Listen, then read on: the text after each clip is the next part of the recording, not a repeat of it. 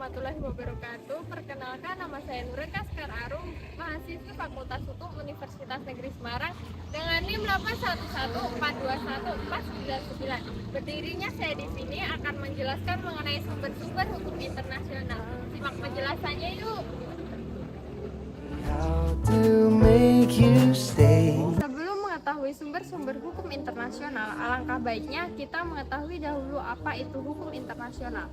Menurut Mukhtar Kusumaatmadja, hukum internasional adalah keseluruhan kaidah dan asas hukum yang mengatur hubungan atau persoalan yang melintasi batas negara yang bukan bersifat perdata. Mukhtar Kusumaatmadja mendefinisikan sumber hukum sebagai jawaban atas pertanyaan di mana kita dapat menemukan hukum.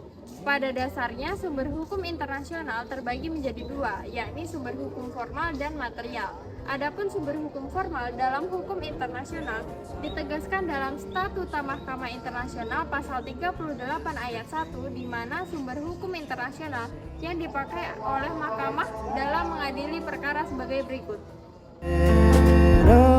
Yang pertama ada perjanjian internasional, yaitu perjanjian yang diadakan antara anggota masyarakat bangsa-bangsa dan bertujuan mengakibatkan akibat hukum tertentu.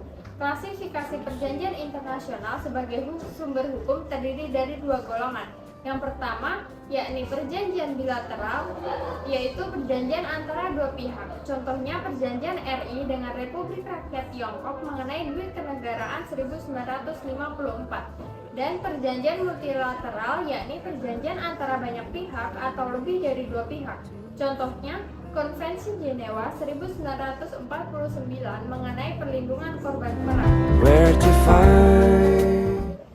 Perjanjian internasional juga merupakan sumber hukum utama atau primer dari hukum internasional, baik berbentuk lawmaking treaty atau perjanjian internasional yang menetapkan ketentuan hukum internasional yang berlaku umum.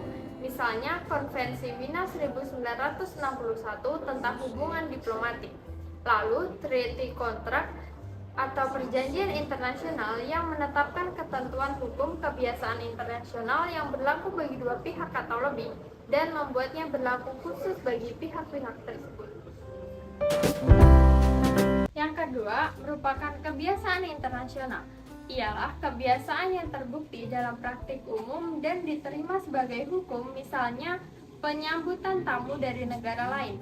Namun, tidak semua kebiasaan internasional merupakan sumber hukum internasional. Agar kebiasaan internasional dapat menjadi sumber hukum internasional, maka harus dipenuhi beberapa unsur sebagai berikut.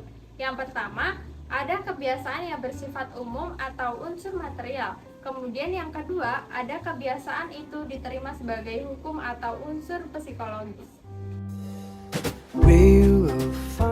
Prinsip hukum umum merupakan asas hukum yang mendasari sistem hukum modern.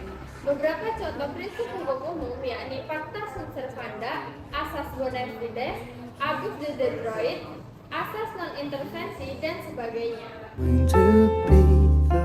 Sumber hukum formal yang terakhir yakni keputusan pengadilan dan pendapat para sarjana terkemuka dari bangsa-bangsa di dunia. Keputusan pengadilan dan pendapat para sarjana merupakan sumber hukum atau subsidiar tambahan yang bersifat tidak mengikat sehingga tidak dapat menimbulkan kaidah hukum.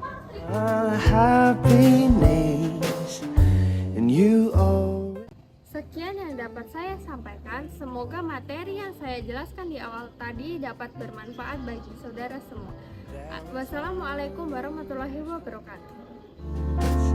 Just a thing kept me sane.